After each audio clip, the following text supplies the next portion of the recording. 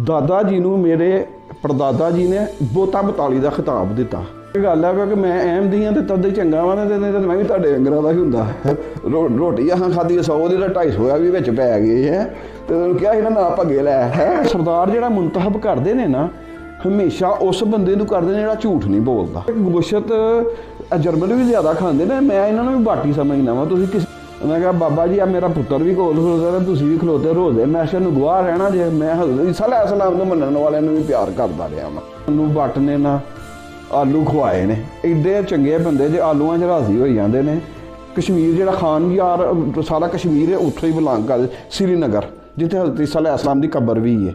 ਔਰ ਕਹਿੰਦੇ ਰਹੇ ਨੇ ਕਿ ਉੱਥੇ ਇੱਕ ਸ਼ਹਿਜ਼ਾਦੇ ਦੀ ਕਬਰ ਹੈ ਨਾ। ਘਰ ਦੇ ਵਿੱਚ ਮਸਲਾ ਹੋਇਆ ਹੋਏ ਛੋਟੀ ਮੋਟੀ ਜਿਸ ਤਰ੍ਹਾਂ ਕਹਿ ਲਓ ਇੱਕ ਦੂਜੇ ਦਾ ਹੋ ਜਾਂਦਾ ਨਾ, ਰੋਟੀ ਚੰਗੀ ਪੱਕੀ ਹੋਏ ਤਾਂ ਸਾਡੇ ਸੁਲਾਹ ਹੋ ਜਾਂਦੀ ਹੈ।